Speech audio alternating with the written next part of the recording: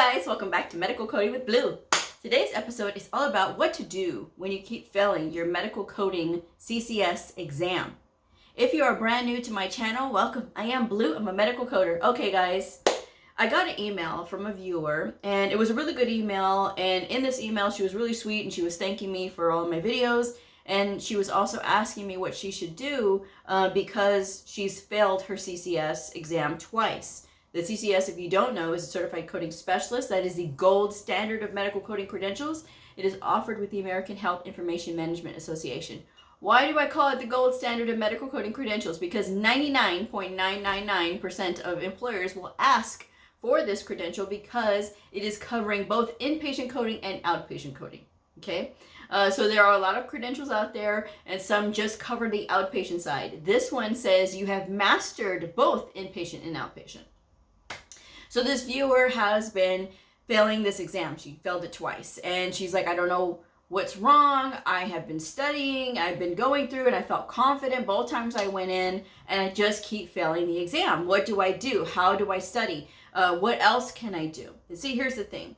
And then she talked about having test anxiety. All right. So the thing about it is you can be as prepared as you possibly can be. It's that test anxiety that may get you in the end. So guys, you really have to think, if this is an issue for you, that you have this test anxiety, the first thing I'm going to talk about is that you have to get rid of that, guys. That's going to keep you from reaching your full potential. And if you've already taken the exam and you have failed the exam, that anxiety part should be out of the way, because that's usually linked to things that we don't know. We don't know what's going to happen. We don't know what the environment's going to be like. We don't know where we're going. And when you have already failed, that should already be out of your system. The second time you should go around and, okay, I already know what to expect. I'm going in with experience, and here we go. So that's the way it should be. And in theory, it should be that way. However, for some people, they just get so wrapped up in their head, like, you know, what do I do? And what's this and what's that? And, you know, how am I going to find a job afterwards? Guys, don't even think about all that other stuff. What you need to think about is the exam and passing your certification exam.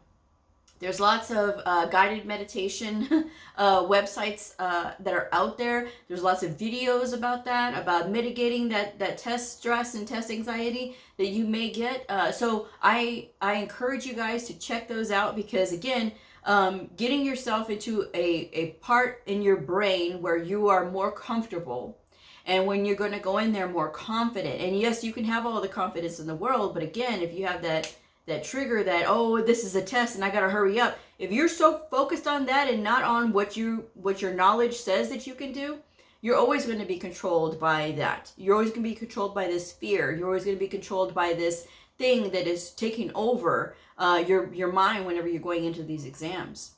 And I've known many brilliant people who have failed the CCS exam multiple times because of the simple fact that it is a difficult exam. Let's not escape from that one part. It is a very difficult exam. You have to know a lot. That's why it's called the Mastery Medical Coding Certification, right? Or when you look up the description of it, it is the Mastery. So what I would really suggest to you guys is this: setting yourself up on a schedule to take this certification exam. Yes, everybody says, well, Blue, I've already done that. I set myself up on a schedule. And okay, here's the thing. When I say schedule, I mean that you are going to study the domains that are there, right? Because they have them on the AHIMA website. The domains are listed for everything that exam is going to cover. The exams for everybody are different. I mean, they are literally different, but the domains are the same. And so there's a pool of 1,000,000 questions. I say this constantly. There's a pool of 1,000,000 questions, and they randomly pull so that no two people have the same exact exam. This helps for the exam integrity, which I think is great. However, I will say this: there is not one single book that you can study with that is going to say, well, if I do really well on this book, then that means I'm going to pass my certification exam. No. And I have mentioned several times, do not get the CCS exam prep book from AHIMA. A lot of people get that.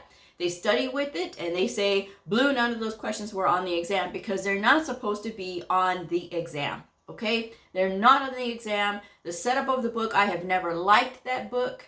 I have never liked any of the AHIMA prep books, and I'm an AHIMA member, okay, and I could say this because it is my personal opinion that those books are not preparing you in the way that you should be prepared, okay? So what I have done on a lot of my CCS prep videos where I talk about prepping for the CCS is I give my recommendations of the books that I recommend. And yes, these books are a couple of years old, and that's okay, because again, it is there for your practice, and it's a lot more comprehensive than the AHIMA CCS exam prep book.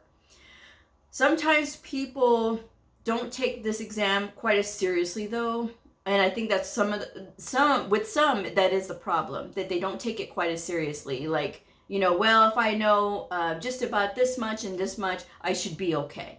Or they'll say, well, Bleu, I'm not really strong in medical terminology, but I know how to look up the code, so I should be fine. No. You need to be strong in medical terminology, anatomy, and pathophysiology. You need to be strong in those things. You need to be familiar with your books, with your manuals. And a lot of times people are not as familiar with their manuals as they should be. And by being familiar, I mean literally, physically opening up the book and flipping each and every single page of all of the manuals that you have to use for this exam, which is the ICD-10-CM, the ICD-10-PCS, and the CPT manual. Knowing where everything is at in these books is going to make you a lot more comfortable when you're sitting there in the exam room trying to shuffle and get through all of these books and trying to find the codes and knowing where everything is at. If you know where things are in the book, you won't have this issue. It's going to come second nature to you. Now, when I took the CCS last year, I was nervous. I didn't have test anxiety, but I was nervous because I have never coded on the inpatient side before. So everything that I learned, I basically kind of self-taught anyway, because I did go through an inpatient coding boot camp with HC Pro. It's a little expensive, but to me it was worth it. But I took that and it helped me to understand some of the things that about inpatient coding that I didn't quite understand before. But I did do a lot of practice. And it depends on the manuals that you have too. Sometimes people don't always have the best manuals to work with, all right? And so for the ICD-10 PCS book that I used the Optum 360 ICD-10 PCS.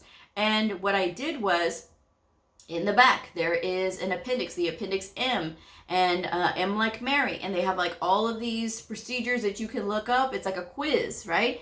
So what I did was I took the time to practice with those, and I timed myself how quickly was I able to look up in the book. And then in the next appendix, Appendix N, they have all the answers, and some of them have the rationale. So that was how I was able to practice on the inpatient, looking at those procedure codes. And I still say that that is what helped me to pass. I also say that the book that I use, which is from the American Hospital Association, the ICD-10-CM and the ICD-10-PCS coding workbook with the answers, or coding handbook with the answers, was what I used to prep myself. So I'm very strong in the outpatient setting because I've been an outpatient coder at that time for 13 years. And so I didn't really worry, but I still went over the drills anyway. I used the CPC study guide. And yes, you heard me. I used the CPC study guide to study for the CCS.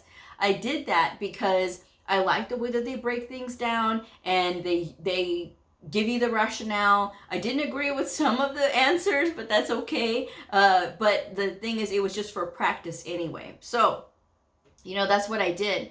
And there's a lot of regulatory guidance and prep and things like that by going to cms.gov. Now, it's not a comprehensive thing like, oh, if you go to this website, that if you memorize everything, you're going to learn everything. No, it's not even about memorizing. It's about understanding, you know, how to look up the codes and understanding the application of these codes and modifiers and all of these things. You know, you have to be able to know everything that is in the domains, right? And the domains are on the AHIMA website. And I still will get the question, Bleu, what books did you use? And I keep saying it. I used the ICD-10-CM and ICD-10-PCS coding handbook with the answers from the American Hospital Association. I used my Optum 360 ICD-10-PCS manual, the appendix in the back, to look up those codes, and I drilled. And that is what I did. And I had to time myself. So if I found some that were taking me a little bit longer, I was trying to figure out like where am I looking that I'm not understanding it right away. If you don't understand the approaches, if you don't understand the intent behind these procedures when you're coding for inpatient, that's where you can get stuck, you know? And so that's the thing, guys. It's about timing yourself, and it's about not concentrating and focusing on your anxiety in your test. And then, oh, it's timed, and I've got only this many minutes, and what if I fail, and I'm going to have to pay it again, and I'm going to be looking for a job forever. And if you get all of that crap out of your head and focus on what you've got in front of you, which is, I got to get through this test. There's about 2 minutes per question that you get, and you have to be able to get through this test. And you got to be able to time yourself while you're in the test. So you have your little countdown clock, right? And it's counting down to however many minutes you've got left, right? And you know that this exam is in 2 parts. It is in 2 parts. So you have to give yourself a red line. The first part is a multiple choice. The second part is the case studies. And you got to give yourself in your head a red line of when you have to stop out of that multiple choice, when you have to finish and get out of there, so that you have enough time sufficiently for that second part of the exam.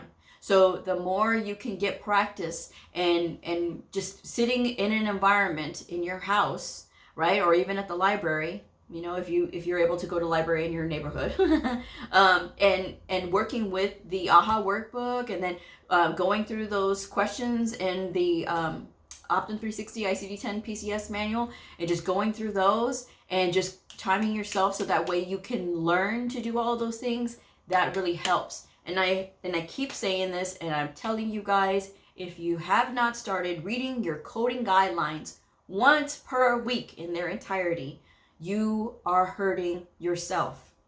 You have to read those coding guidelines, and a lot of people don't read them. A lot of people don't, and they just expect that if they know how to look up codes in the book, they should be fine. If they know a little bit about HIPAA, they should be fine. Wrong. You have to know your coding guidelines, because that's going to immediately put into your head where you have to be. And if you're going to have to use a combination code, or if you're going to have to use this code first and that code and this code or this other code, or no, you don't use this, or no, you don't use that. If you know your coding guidelines, you won't have this issue, because it'll be second nature. You don't have to memorize them, but you do have to read them enough. The key to adult education is repetition.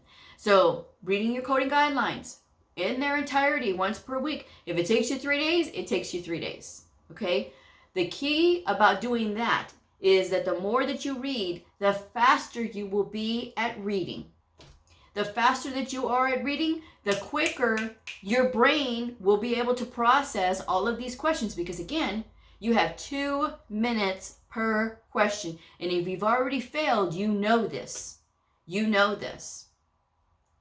So even if you say, well, Blue, I finished all the questions, I did everything like I was supposed to, there's something that is lacking. And you get the printout of your what you missed. And if it's saying that your coding knowledge, right, is not up to speed, obviously, then you know you're gonna have to concentrate on your coding. If it is the other things, the regulatory and compliance, if that's not up to speed, then you know that's where you need to concentrate. Where do you go? Again, cms.gov. I keep saying it. cms.gov, and that's going to be your best friend when it comes to learning all about, you know, all the regulatory guidance and compliance and stuff like that. Again, you can look at the AHIMA website and look at all of the domains and everything that it's telling you, so that you can know, like, okay, this is the gist of what's going on here. But getting back to timing yourself and getting back to doing those drills, that is really what is going to help you. And if you say, well, Blue, I don't have time to study, then it's going to show on your exam. If you're not studying, you don't take it seriously, it's going to show on your exam. And so, you know, people sometimes will expect themselves to fail, and that's exactly what will happen. So this is why you have to put it up where you can see it, that I will pass my CCS. That's what I did. But both exams that I took last year, when I took the CCSP and when I took the CCS, I have a vision board that I do. It's a whiteboard, and I write down my goals. I write down the things that I want to. I don't share it on the channel. I don't even share it on Patreon, because these are very private and personal goals. And I think that when you are looking at your goals, you have to protect them. You have to protect them in a way that it keeps anybody else and their influence from getting to you, right? Because that's the way I've always been. Because people, doesn't matter what you're trying to do. You could be trying to lose weight. You could be trying to go back to school. You could be trying to try something different, different career. There's always going to be somebody who has something negative to say, right? Always going to be somebody with something negative to say. But and that seed can take root if you allow it. So instead of me accepting anything like that, any bad thing, right? Any kind of negative talk, I keep that out. It's the same thing that you got to do when you are studying for these exams. So if somebody tells you, well, you know, you failed, and I don't know how many times you're going to keep doing this, you keep doing it until you pass. Now, what is it? How does it say it's not about the fight? It's not about the fight in the dog. It's about the dog. It's about the, it's not about the size of the dog. It's about the size of the fight in the dog, or something like that. I don't know. But y'all get what I mean, right? So no matter how many times you get knocked down, you just got to try to keep getting back up. And it's not something that's easy to learn. It's not something that is, oh, so simple. This is a simple exam. That's why I say the CCS is the gold standard. If you have this, that's all you need. You can do a lot with the CCS, you know. But again, if you keep failing it, there's probably something that you're not understanding. Get a tutor or find a mentor. Sometimes that's all you need, is to invest a little bit in getting a tutor. If you don't want me, that's fine. There's a lot of tutors on LinkedIn. You get on there, and there's tons of them for medical coding on LinkedIn. If you have something that you're really you don't really understand. But just keep this in mind. You are allowed to miss some questions, but you got to get majority of those questions correct. And when you're going through and you're getting hung up on a question, my advice to you is this: if you absolutely do not understand this particular subject that you're getting questioned on, choose the best answer that you can and move on. Do not lose an entire exam because you're hung up on one question. And I've seen coders do this, where they say, well, Blue, I just didn't know about this one procedure, and I kept looking it up, and I was going through this and I was going through that, and I just could not find the answer, and so I ran out of time. Okay, guys, for one question. So that's why I say, just pick the best answer you can and move on. So that way you can just get done with the exam. But, you know, don't get frustrated, guys, because I know it is frustrating. I shouldn't say don't get frustrated. It is frustrating. But what I am saying is this: you can do anything that you set your mind to, but you have to get rid of all of these other external factors that are starting to affect you, whether it is the time, like with your family and things like that, and they're bugging you, and they're saying, well, you know, you're not spending any time with us. This is just temporary, guys. It is just temporary. And again, time yourself so that way you have that pace, that good pace. Do not cram. If you are studying 2 days before that exam, or if you're studying all the way up to the exam, then you're wrong. You need to give yourself a break at least 2 days in advance. So if you take your test on Saturday, you need to stop studying by Wednesday, because there's nothing else new that you're going to learn. Nothing that you're going to learn that is new. Okay? So just make sure that you are taking a break, taking a rest, so that way you can be ready for battle when you go for that exam again. Okay? But if you want it, you will work hard and you will get it. That's just the bottom line of it all, because this is definitely something that you have to work hard for. You know, this is not something that's easily handed to you. And when you do pass it, then you can be very proud of yourself that, hey, I did it. And you know what? And if all else fails and you fail it and you try to take it again, that's okay, guys, because sometimes it just takes more than one run at it. But, you know, do that, get your practice in, You don't have to spend all this money on all these fancy prep courses and things like that. I've seen that. People ask me about those all the time. I'm not going to recommend anybody that I don't know, any program that I haven't been through. So no. And I'm telling you guys what I did as somebody who took the CCS and did very well on that exam. I'm not going to sit here and promote somebody else and, oh yeah, go to this program, that program. I'm not doing it. I won't. And so, again, I'm not here to sell y'all anything. But I just want you guys to know this is what I did. And all those books that I always recommend are always in the description box below. So please make sure that you check that before you ask me, because I don't have the time to answer, because of the amount of emails that I'm getting. I don't have time to answer the basic questions of what books do I recommend when they're already in the description box. So best of luck to you. If you are out there going to attempt your CCS again, it's okay. Just take a deep breath, make sure that you're reviewing all of your books. You know where everything is at in your books. And yes, it still has the stupid tabs on it. I need to take them off. I don't like tabs on my books, and I don't recommend tabs on books at all, you know, because if you are going through the book enough, you're not going to need them. I'm just saying. So that's my advice. I know it wasn't very much, but I'm just saying, you have to make sure that you are practicing. Read those coding guidelines so that you can get faster with reading. That's really, really big. All right. If this video helped you, I hope that you will like it, subscribe if you haven't already, and share this video because it may help somebody else. And I will see y'all on the next episode. Bye.